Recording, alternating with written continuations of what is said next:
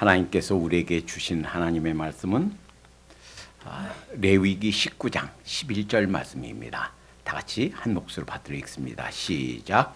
너희는 도둑질하지 말며 속이지 말며 서로 거짓말하지 말며. 아멘. 지금까지 마지막 12 성경 말씀, 우리 그리스도를 닮아가려면, 우리 예수님을 닮아가려면 어떤 면에서 닮아가야 되는가? 첫 번째, 사랑에 있어서, 그리고 겸손에 있어서, 그리고 순결하는 데 있어서, 그리고 네 번째, 정직에 대해서 하나님께서 주신 말씀을 듣도록 하겠습니다. 이 말씀은 우리 개인에게도 해당되고 우리 사회생활에도 해당되는 말씀이에요. 개인적으로 정직하면 나중에 주님 품에 갔을 때 개인적으로 상급이 있습니다. 그리고 사회생활하면서 사회적으로 정직하면 이 사회가 건강한 사회, 그리고 건전하고 평화로운 사회가 됩니다. 한번 생각해 보실까요? 우리 한국 사람들은 전 세계에서 정직성이 어느 정도 될까요? 한국 사람들 이 정직성은 어떤 수치로, 어떤 딱 어떤 그 계산으로 나타내기가 참 어려워요. 그래서 몇 가지 다른 그 사례를, 통계를 제가 소개해 드리겠습니다. 한국 사람이 어느 정도 그 정직한가? 우선 2010년도에 2010년 10월 27일 날 중앙일보에서 그 통계를 발표한 적이 있습니다. 이때 2007년 기준으로 우리나라의 법정과 그 다음에 국회에서 있었던 일과 일본에서 있었던 일을 비교해서 통계 자료를 발표한 적이 있어요.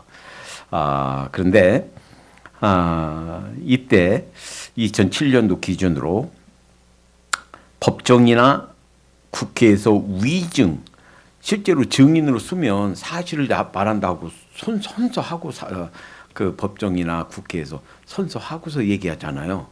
그런데도 불구하고 가짜로 거짓 위증하는 경우, 사실 금방 나중에 드러날 건데 거짓말인데 선서하고서도 거짓말하는 위증이 일본에 비해서 우리 한국 사람들이 171배가 더 많답니다. 그리고 없는 일을 만들어서 꾸며서 고소 고발하는 무고 사건이 217배가 일본보다 많답니다. 그런데 그 당시에 일본의 인구가 한국 인구보다 2.5배가 많기 때문에 인구 대비 실제로 따져보면 위증이 427배, 그리고 무고죄가 542배가 많답니다. 영국에 기자가 있어요. 영국의 기자가 15년 이상 한국에서 그 기자 활동하고서 그가 쓴 책이 있습니다. 한국 문화를, 한국의 실상을 자세히 다 살펴보고, 그리고 쓴 책이 그 사람 이름이 마이클 브린이에요. 그리고 마이클 브린이 그가 쓴 책이 The Koreans, 한국 사람들, Who they are, What they want, Where their future lies. 그러니까 한국 사람들 무엇을 이제 어떤 사람들인가, 그들이 무엇을 원하는가, 그들의 미래가 어디에 놓여 있는가, 이런 책을 썼는데 그 책에서 얘기하는 핵심 내용이 그거예요. 마치 한국 사회는 택시 운전사가 운전하는 것과 같다. 그래서 한마디로 요약하면 법이 없고 이기적이고 거칠다. Lawless, selfish and rude. 그래서 이 한국 사회는 공정한 게임이 없다, 안 된다. 그저 아주 법보다도 어떤 인맥, 학력, 권력에 의해서 움직여지고 또 대중에 의해서 움직여지고 한다는 거예요. 그 한국 사회를 발목 잡고 선진국으로 가려고 하는 발목을 잡고 있는 것이 부패다. 그리고 부정직이다. 이것이 선진국으로 가기 위해서 아주 중요한 과제다. 이렇게 영국 사람이 한국 사회를 분해하고 있습니다.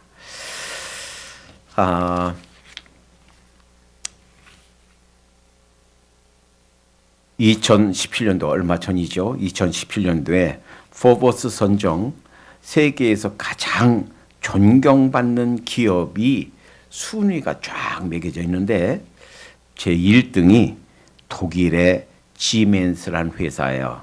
2등이 미쉐린, 여러분 바퀴 만들죠? 미쉐린, 프랑스예요. 3등이 알파벳이라는 미국의 기업입니다. 4등이 닌텐도, 일본 기업이에요. 그리고 5등이 월트 디즈니, 그리고 7등이 애플, 그리고 한국 기업이 어디쯤 나오나 하고 봤더니 최고 높은 것이 14위 LG전자고, 그 다음으로 높은 것이 38등 삼성전자고, 그 다음에 39등이 LG, 그리고 41등이 한국타이어예요. 그러니까 10등 안에 드는 기업이 하나도 없어요. 그러니까 30등 안에 드는 기업이 딱 하나, LG전자 하나 있어요. 그러니까 존경받는 기업이다라는 것은 정직성에 있어서 그만큼 신뢰도가 비교적 다른 나라들 기업에 비해서 떨어진다 하는 겁니다. 오늘 말씀을 들으면서 우리 개인적으로 또 우리 사회생활에서 또 우리 남은 생에 있어서 주님을 닮아가야 될 그러한 성품 중에 아주 중요한 한 성품이 정직성이다라는 것을 생각하고 지금까지 살았던 모습을 조금 더 바르고 정직한 그런 모습으로 바꾸도록 하십시다. 오늘 이 말씀은요, 사실은 10계명에 있는 두 계명을 합쳐놓은 말씀이에요. 10계명에서 1계명부터 4계명까지는 하나님을 향한 계명이고 5계명부터는 우리 인간과 인간 사이에서 있어지는 계명이에요. 그 중에 맨 처음 나오는 계명이 부모를 이제 공경하라, 부모에게 효도해라, 우리 부모님께 순종하고 복종하고 공경하라 하는 얘기고, 이제 5계명이 그 다음에 이제 자 7계명이 간호하지 말라. 그러니까 성적으로 그 순결해라 하는 얘기고, 그래야 가정이 이게 유지가 되거든요. 건전한 가정, 행복한 가정 유지가 되거든요. 그 다음에 나오는 계명이 7계명 다음이 8계명, 오늘 밤 본문 말씀이에요. 도둑질하지 말라. 도둑질하지 말라. 이것이요, 벌써 이 계명을 주실 때가 벌써 지금으로부터 3,500년 전이에요. 이때서부터 시작해서 오늘날까지 우리 모든 우리 인간사에서 아주 중요한 덕목이 도둑질하지 않는 거다. 다른 사람 것을 내 것으로 그렇게 뺏어오지 않는 거다. 훔쳐오지 않는 거다. 그 다음 제9계명이 서로 거짓 증거지 말아라 하는 말씀이에요. 그러니까 그 두 8계명, 9계명을 합쳐놓은 것이 오늘 레위기 19장 11절 이 말씀이에요. 이 부정직 때문에 사회에 아주 큰 문제가 생긴 것이 뭐 어제 오늘 일이 아닙니다. 그리고 어느 한 나라만의 문제가 아닙니다. 우리 인간이 사는 곳이면 어느 곳이나, 그리고 인간이 사는 사회가 있는 곳이면 어느 곳이나, 어떤 문화에나 이런 도둑질과 이 부정직, 거짓말, 거짓 증거가 있어서 이 사회가 병들고 또 이 평화가 깨지고 아름다운 질서와 이런 그런 규율이 깨진다 하는 거예요. 벌써 수없이 많은 일들이 비극이 있었습니다. 우리나라에서 2017년 1월 6일 신현우 옥시 레킷 벤키저 대표에게 징역 7년을 선고했습니다. 이유는 가습기를 이제 겨울이 되면 이제 더우니까 습기가 건조하니까 가습기를 틀죠. 특히 애들이 있는 방에 가습기 틀어주죠. 그리고 거기에 가습기 살균제 제소자들이 임원들에게 유죄를 선고했는데, 그 벌써 2011년에 가습기 살균제가 문제가 돼서 그 가습기 틀어놔서 그 가습기 때문에 죽은 사망자만 113명, 피해자가 181명. 그런데 옥시 싹싹 뉴 가습기 당번의 유해성을 확인도 않고 광고를 한 거예요. 아이에게도 안심, 이렇게 광고를 했다는 거예요. 그러니까 한 기업이, 그리고 그 아기들 중에는요, 그때 그 피해 입은 것이 고쳐지지 않고 평생 호흡기가 망가져서 평생 불구자로 살아야 되는, 호흡이 제대로 안 이루어지는 그런 아이들이 수없이 많이 생겨났다는 거예요. 그러니까 한 기업이 부정직했을 때 얼마나 많은 사람들이 죽고 일생 가지고 살아야 되는 질병, 병을 이 기관이 완전히 망가져서 평생 동안 불구자로 드러나지 않는, 표시나지 않는 불구자로 살아야 되고 얼마나 많은 그 어려움이 있었느냐 하는 거예요. 자, 직업 중에서는 미국에서 그런 그 발표를 했어요. 가장 신뢰받는 직업, 그러니까 가장 정직하다고 이렇게 인정받는 직업이 간호사입니다. 그리고 가장 신뢰받지 못하는, 가장 부정직하다고 여겨진 직업이 정치가랍니다. 그래서 4명이 비행기 타고 가다가 엔진이 꺼진 거예요. 비행기가 곧 추락할 거래요. 그래서 이 그 파일럿 조종사까지 4명인데 그 사람이 그 뒤에 승객한테 얘기했다고 그러잖아요. 미안합니다. 비행기 곧 추락합니다. 근데 여기에 낙하산이 딱 3개밖에 없습니다. 그런데 저는 이 사고를 알려야 되기 때문에 살아야 되겠습니다 하고서 낙하산 하나를 번쩍 들고 그냥 뛰어내렸어요. 그랬더니 그 다음에 정치가가 하나 있었는데, 제가 있어야 이 나라가 제대로 됩니다. 제가 죽으면 이 나라가 엉망이 됩니다. 저는 꼭 살아야 되겠습니다. 네, 거기서 낙하산 하나 들고서 떡 뛰어내렸어요. 낙하산 3개밖에 없는데 2사람이 갖고 내렸으니까 낙하산 하나밖에 안 남았잖아요. 그때 목사님이 젊은 대학생한테, 여보게, 나는 살 만큼 살았네. 자, 자네는 인생이 구말리 같으니 자, 하나 남은 거 어서 가지고 뛰어내리게. 그랬더니 그 학생이 씩 웃으면서, 목사님 괜찮아요. 저 정치가가 제 가방 가지고 내렸어요. 그랬다고 그러잖아요. 그래서 정치가들 아주 그 거짓말장애로 그 약속해놓고 언제 그런 약속했냐는 데서 입을 싹 바꾸는 그 정치가가 제일 그 부정직하고 신뢰하지 못한다. 이런 이제 그 통계가 있습니다. 그런데 이 부정직에 대해서, 정직에 대해서 불편한 진실들이 있어요. 오늘은 이 부정직에 대해서, 정직에 대해서 일반적인 것들을 살펴보고요.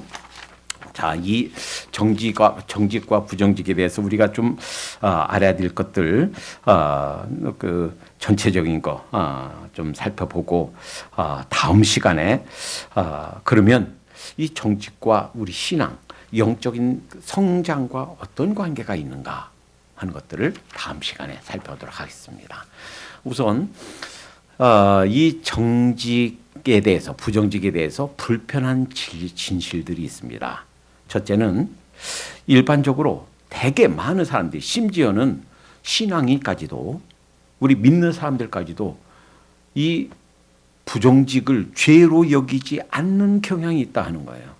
그리고 다른 것들은 꼭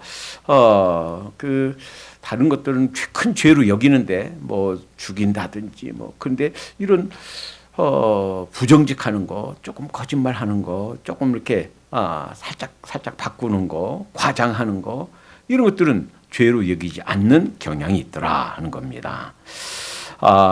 이것에 대해서 부정직이 어떤 것들까지 포함하는가? 말이나 표현을 사실대로 말하지 않는 것.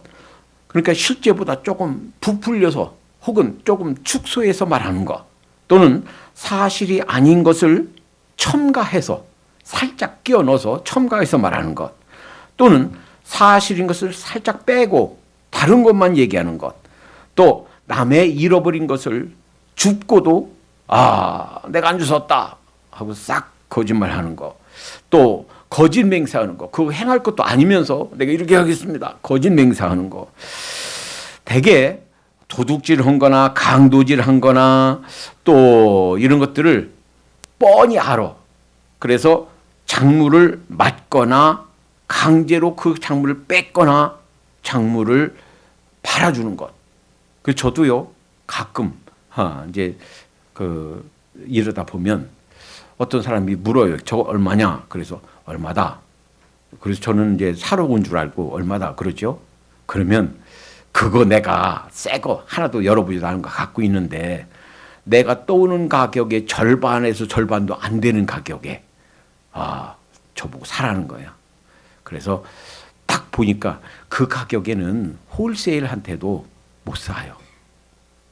이거는 100% 누구한테 훔쳤거나 누구한테 살짝 가져온 거예요. 그래서 미안합니다. 참 좋은 가격에 팔라고 그러는 건데 안 사겠습니다. 안 샀어요. 그것이요 한두 번이 아니에요. 자주 있어요. 그러니까 다른 사람들이 훔치거나 강도질 해온 거, 작물, 이것도 안 된다.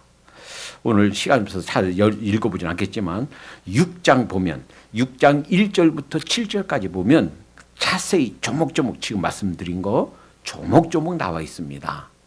그거 두지 말아라 하는 거예요. 하나님 앞에 죄다. 그러니까 우리가 죄라고 여기지 않는데 그것도 죄다라고 말씀하시는 거예요.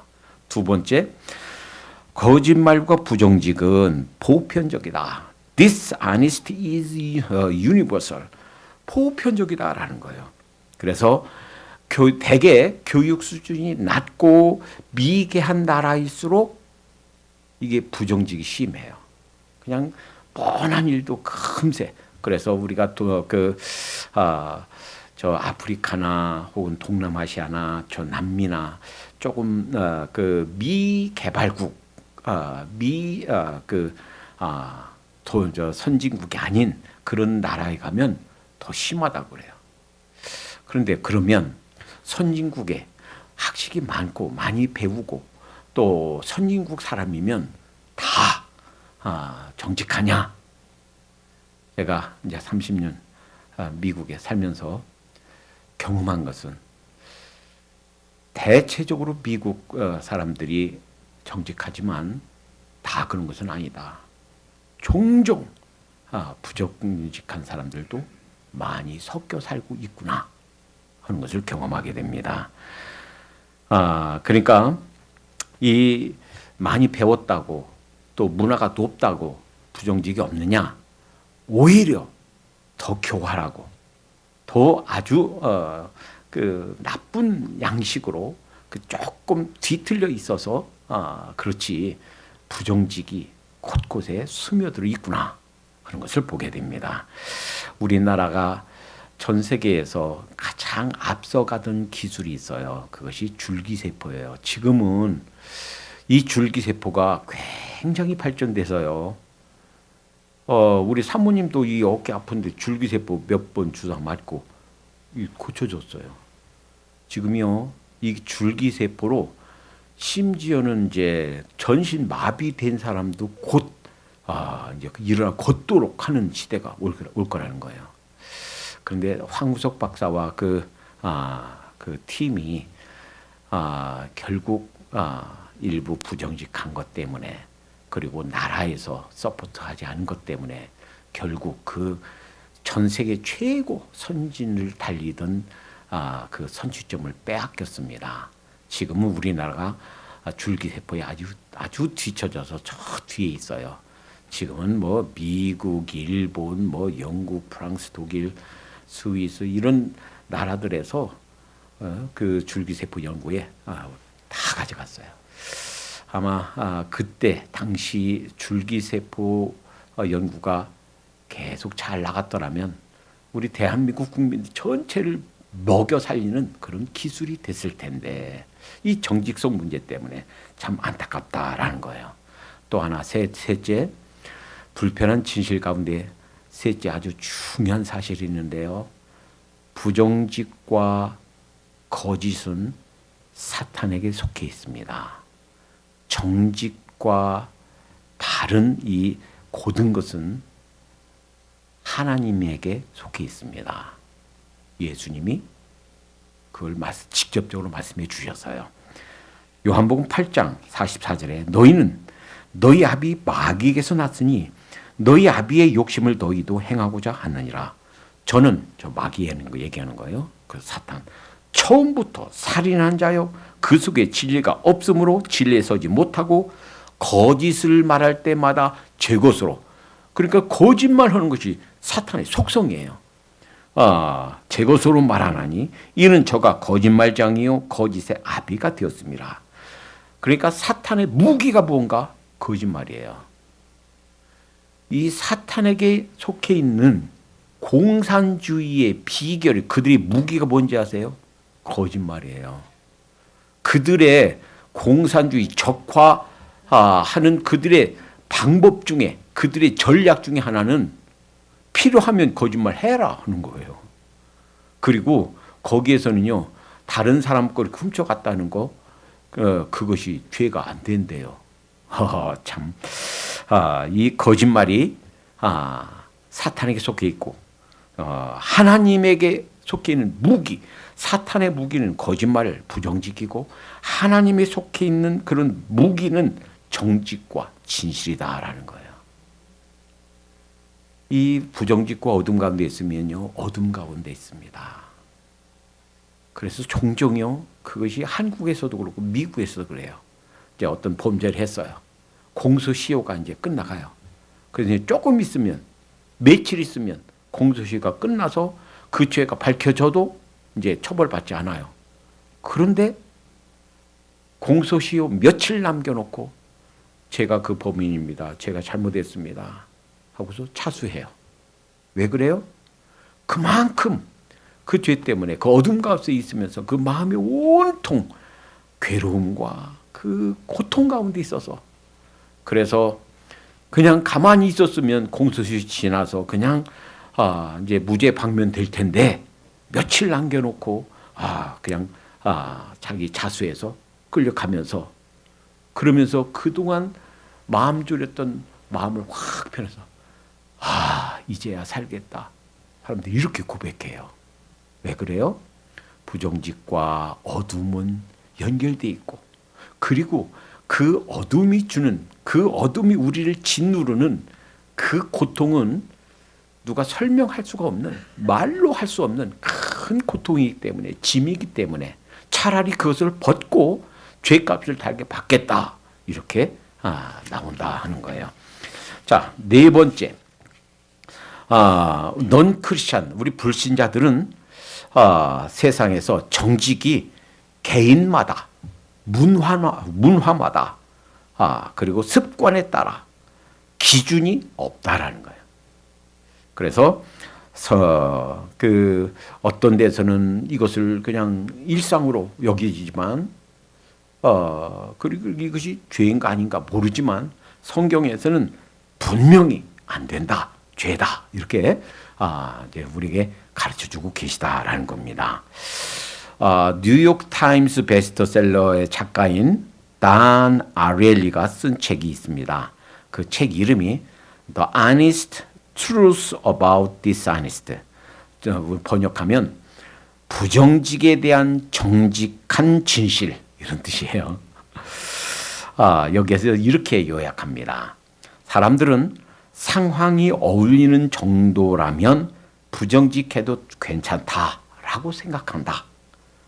즉 사람들은 자신이 그런대로 정직한 편이야 라는 이미지를 유지하는 선에서 부정직하다라는 거예요.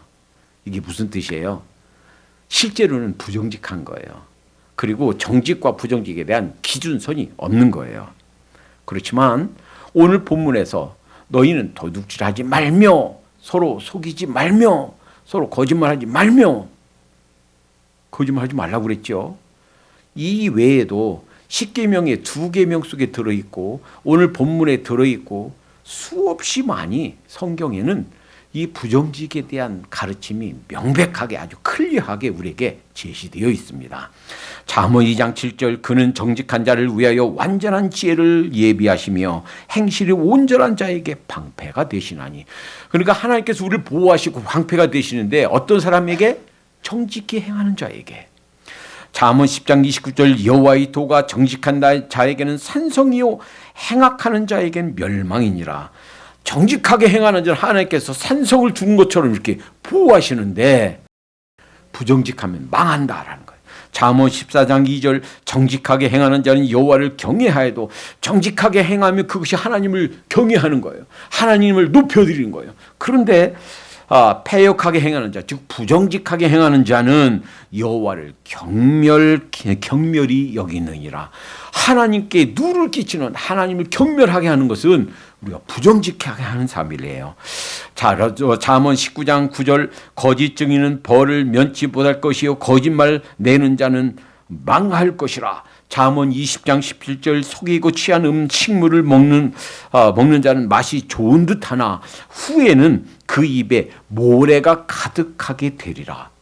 그러니까 몰래 그 돈을 빼내서 내가 부자가 돼서 그거 먹으면 그것 가지고 잘 먹는 것 같지만 나중에 모래가 입이 가득한 것처럼 어쩌다가 돌 하나 씹어보세요.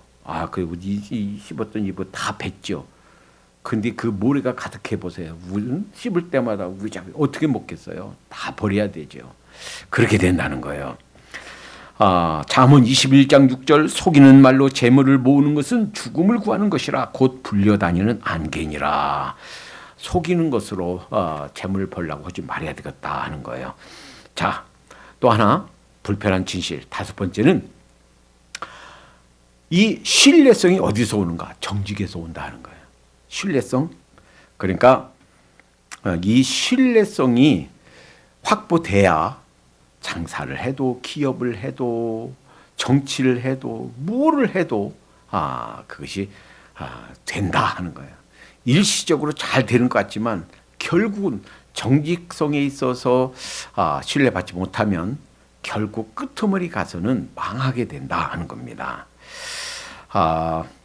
기독교가 2005년에 844만 5천 명이었어요. 한국의 인구 중에서. 그것이 2016년에 967만 6천으로 대한민국 국민 가운데 1위 종교가 기독교입니다. 불교가 2005년도에 1058만 8천 명이었어요. 그런데 확 줄었습니다. 2016년도에 761만 9천. 그러니까 적어도 한 300만, 400만이 줄었어요. 왜 그랬을까요? 그것이 부정직 때문이에요. 사찰에서 공금 횡령하고 신도들을 속이고 그래서 자기들끼리 깡패 고용해서 이런 거짓과 부정직이 이것이 국민들에게 딱 알려지고 신뢰를 잃으니까 그 불교 종교 수가 확 줄었습니다. 천주교는 2005년도에 501만 5천이었어요. 2016년도에 389만. 그래서 정의 구현 사제단, 그래서 하나님 믿는다 하면서 신부로서 천주교 지도자다 하면서 좌측으로 좌경화되어서 북한을 찬양하고 공산주의를 퍼뜨리는데 앞장서고, 이들이 그 정직성에서 신뢰를 받지 못하니까 그 인구수가 점점 줄었다는 겁니다. 그래서 작년에 2022년도에 보니까 기독교 인구수가 전체의 20%고, 그리고 그 불교가 17%, 그리고 천주교가 11%, 기타가 2%, 기타는 이제 다른 종교, 그리고 무종교가 51%다 하는 겁니다. 그래도 그 사회 중에서, 종교 중에서 기독교 인구가 제일 많은 20%라는 것은 그래도 기독교가 제일 좀 정직성에 있어서 신뢰를 받고 있구나 하는 걸 알 수 있죠. 자, 그러면 오늘 본문 말씀, 너희는 도둑질하지 말며 서로 속이지 말라 했는데, 도둑질하는 것은 개인적인 그런 정직에 해당돼요. 서로 속이지 말라, 이것은 사회적인 그런 정직에 해당됩니다. 이 개인적인 정직이 사회적인 정직의 기초가 됩니다. 그리고 이 개인적인 부정직이 누룩처럼 번지게 되면 그 사회는 엉망이 되게 되어 있습니다. 우선 하나님께서 얼마나 정직과 부정직에 대해서 아주 강력하게 하나님께서 그렇게 마음 두고 계신가 하는 것은 성경에서 구약과 신약에서 하나님의 공동체가 시작되는 시점에서 아주 중요한 교훈으로 가르쳐 주신 적이 있습니다. 자, 한번 보세요. 이제 아브라함에게 하나님께서 하나님의 백성을 만드실 약속을 주셨습니다. 그 약속은 언제쯤 성취되냐면, 모세가 이스라엘 백성들을 출애굽해서 이제 가나안 땅으로 들어가서 국민은 만들어졌어요. 근데 땅이 없죠? 그 땅을 정복하기 위해서 가나안 땅으로 가면서 그때 땅이 주어집니다. 그리고 지금 이스라엘에서 전쟁이 있죠. 지금 팔레스틴은 그때 블레셋의 후손들이에요. 그리고 블레셋이 그 다윗한테 꼼짝 못했습니다. 백전백패했어요. 골리앗을 죽인 것이 상징이었죠. 그리고 이 블레셋을 처부시 못하고 블레셋과 싸우다가 초대 왕 사울과 요나단이 죽었어요. 그 후손이 지금 하마스예요. 그리고 그 헤즈볼라가 그를 지원하고 이란이 지원하고 있고, 그때 모세의 후손들이 지금 이스라엘이에요. 그러니까 벌써 이 싸움이 3,500년간 계속되어 온 싸움이에요. 그런데 이때 하나님께서 이스라엘 백성들을 공동체로, 나라로 만드시면서, 자, 여리고성, 이 가나안의 첫 번째 진입하고서 여리고성, 참 놀라운 능력으로 그것이 정복이 됐습니다. 그 다음에는 아이성인데, 아이성 조그마한 성이에요. 아유, 거기는 뭐 사람들도 얼마 안 되고 우리 다 갈 것 없다, 한 3,000명만 보내자, 여호수아가 그랬는데 그 싸움에 졌어요. 그래서 30여 명 죽었습니다. 그래서 하나님한테 두 손 들고 기도했어요. 하나님, 무슨 일입니까? 하나님께서 그에게 가르쳐 주십니다. 너희 죄 때문이야. 그래서 그런데 누구 죄라고는 안 가르쳐 줬어요. 자, 그래서 여러분 공표합니다. 우리 중에 죄 지은 사람이 있대. 누구냐? 안 나와요. 입 딱 다물고 있어요. 자, 우리 한번 투표해보자. 그래서 지파별로 했더니 딱 그 지파가 나와. 그 다음에 그 족속, 그 지파 중에 어느 족속 다 해봤더니 마지막에 아간이 나와. 그러니까 그때서 아간이 실토합니다. 죄송합니다. 제가 도둑질했습니다. 황금 덩어리와 신하산의 좋은 외투, 좋은 거 제가 훔쳤습니다. 어디다 놨냐? 제 천막 밑에다 파고 감췄습니다. 여러분, 이 아간 개인이 지은 죄는 이스라엘 전체의 죄로 하나님께서 간주하셔서 그 아이성 싸움에서 실패를 하게 했어요. 그리고서 그날 아간과 그 가족과 노비와 그에 속한 짐승들까지 전부 돌로 던져서 거기 죽여서 그걸 돌무더기 쌓아놨어요. 그 돌무더기 지금까지 있어요. 그러니까 이 개인의 죄는 공동체 전체의 죄다라고 간주하신 거예요. 자, 이제 예수님이 오셔서 하나님의 백성은 유대 민족만 하나님의 백성이라고 이런 개념을 가지고 있었는데 예수 그리스도를 믿고 자, 그 예수님을 받아들이는 사람들은 누구나 하나님의 백성이다. 이렇게 하나님의 개념이 하나님의 백성의 개념이 확장되면서 또 한 번 이와 비슷한 일이 있습니다. 사도행전 5장에 아나니아와 삽비라. 자기가 저 부동산 판 돈을 일부 감췄어요. 그래서 결국은 사도 베드로가 꾸짖었습니다. 이게 다냐? 예. 왜 거짓말해? 차라리 그거 팔지 않고 와. 그 헌금 안 해도 괜찮아. 그런데 거짓말한 것이 문제예요. 그래서 결국은 그 남편 죽고 그 아내도 죽고 한 날에 죽었습니다. 강력하게 가르쳐 주시는 거예요. 그것은 이 공동체가 새롭게 하나님의 공동체가 즉 교회란 것이 이 지구상에 생겨나서 자라면서 정직이 개인적인 정직이 이 전체 공동체에 이렇게 중요하다라고 가르쳐 주시는 겁니다. 자, 그러면 자, 오늘 빨리 해서 얼른 마무리 짓겠습니다. 어떤 면에서 어떻게 순종할 수 있을까? 우선 도둑질. 저는 도둑질한 거 없는데요. 남의 거 훔쳐온 적도 없는데요. 그런데 실제적으로 우리가 지금 하고 있는 삶에서 실제적인 거 보겠습니다. 우선 인플로이어. 그러니까 사업주라면 내가 사업을 하고 있다면 충분하고 정당한 샐러리를 주지 않는다면 그건 도둑질입니다. 야고보서 4장 4절 보라 너희 밭에 추수한 품꾼에게 주지 아니한 삭시 소리 지르며 수수한 자의 우는 소리가 만군의 주의 귀에 들렸느니라. 그러니까 일하는 사람 충분히 샐러리를 줘야 되겠죠. 두 번째, 만약에 내가 인플로이라면 일하는 시간에 눈속임만 하고 게으르고 특히 내가 일하는 시간에 셀폰 가지고 통화하고 있고 하지 말 안 해야 돼요. 저도 그 일하면서 종종 경험해요.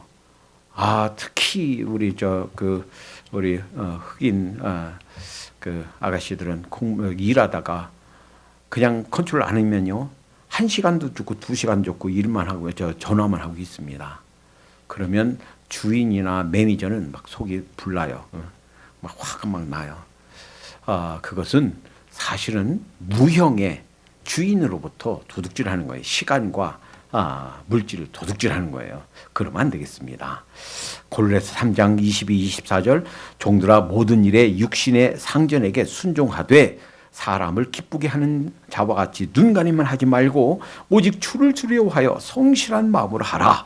무슨 일을 하든지 마음을 다하여 주께 하듯 하고 사람에게 하듯 하지 말라.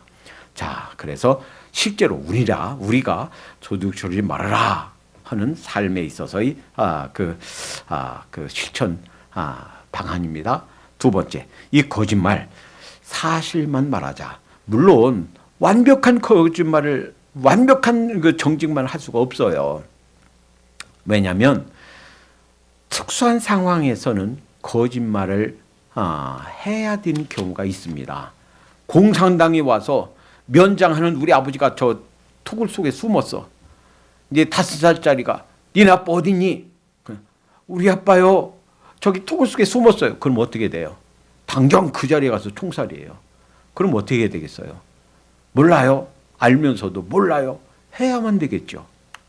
그러니까 이게 완벽한 절대 정직, 이 말은 참 이게 어려운 말이에요. 절대 정직할 수 있는가 하는 말이 이게 참 쉬운 말이 아니다라는 거예요.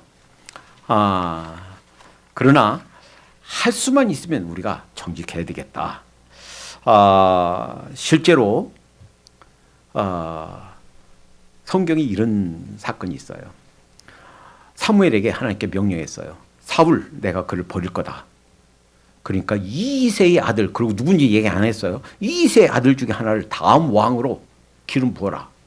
그랬더니 사무엘이 하나님께 그렇게 말합니다. 하나님, 만약에 사울이 이거 알면 단칼에 저를 죽일 텐데요.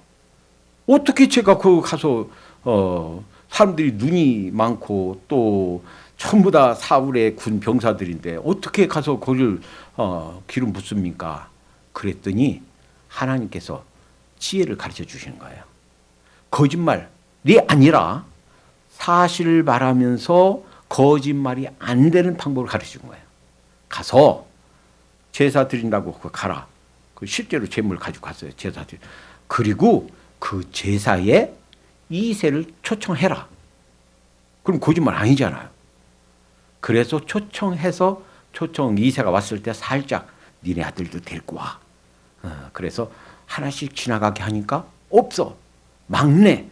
양보고 있는 사람. 더 없니? 다윗 하나 있긴 있는데 막내가 애가 아직 어리고 좀 데리고 와라. 딱 오는데 성령님이 딱 가르쳐 주시는 거예요. 자, 그건 뭐예요? 거짓말하지 않고 사실은 지혜예요. 이런 상황.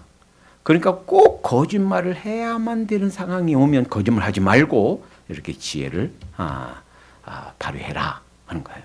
실제로 우리 교회 나오던 우리 그 한 집사님이 이제 거기 남편은 초혼이고 결혼하는 여자분은 재혼이에요. 근데 와서 그냥 서류만 가지고 와서 혼인했다는 것 좀 사인해 달래요. 그래서 그랬습니다. 이것은 명백한 거짓말이다. 내가 해줄 수가 없다. 단 어느 저녁이라도 우리 그때 다른 목회자분 계셨고 집사님 계신데 단 5분도 좋다.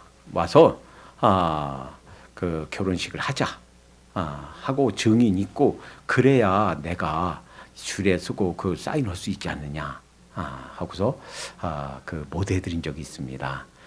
여하튼 우리가 살면서 이렇게 크고 작은 일에 하나님께서 우리에게 주시는 그런 상황들 이럴 때 가능하면 거짓말을 하지 않도록 사실만 말하도록 그리고 그 사실을 할지라도 다른 사람들에게 그 상처가 된다면 그것을 말하지 않고 좀 우리가 절제하는 이런 지혜를 갖도록 하십시다. 기도하겠습니다.